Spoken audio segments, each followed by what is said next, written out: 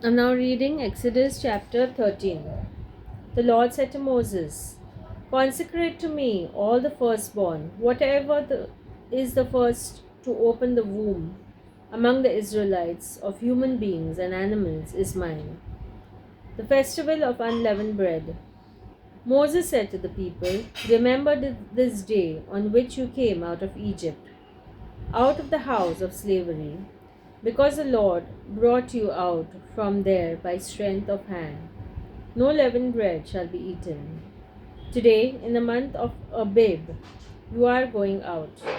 When the Lord brings you into the land of the Canaanites, the Hittites, the Amorites, the Hivites, and the Jebusites, which he swore to your ancestors, to give you a land flowing with milk and honey, you shall keep this observance in this month.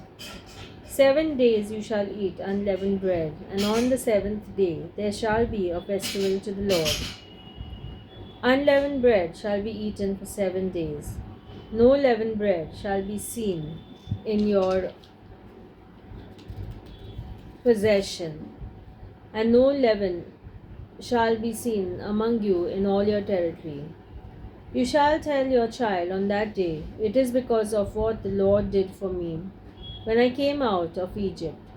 It shall serve for you as a sign on your hand and as a reminder on your forehead, so that the teachings of the Lord may be on your lips. For with a strong hand the Lord brought you out of Egypt. You shall keep this ordinance at its proper time from year to year. The consecration of the firstborn. When the Lord has brought you into the land of the Canaanites, as he swore to you and your ancestors, and has given it to you, you shall set apart to the Lord all that the first opens the womb. All the firstborn of your livestock that are males shall be the Lord's. But every firstborn donkey you shall redeem with a sheep.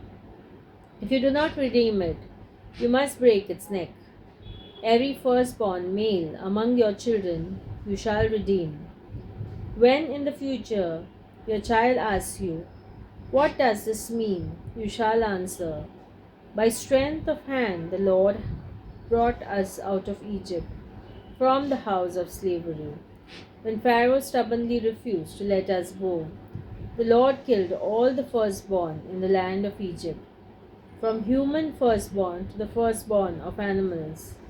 Therefore, I sacrifice to the Lord every male that first opens the womb. But every firstborn of my sons I redeem. It shall serve as a sign on your hand and as an emblem on your forehead, that by the strength of the hand the Lord has brought us out of Egypt." The pillars of cloud and fire. When Pharaoh let the people go, God did not lead them by way of the land of the Philistines, although that was nearer, for God thought, if the people face war, they may change their minds and return to Egypt. So God led the people by the roundabout way of the wilderness toward the Red Sea.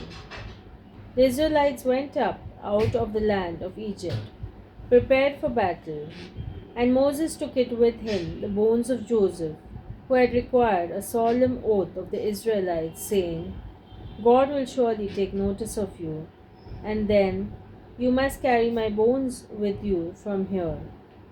They set out from Succoth and camped at Etham on the edge of the wilderness.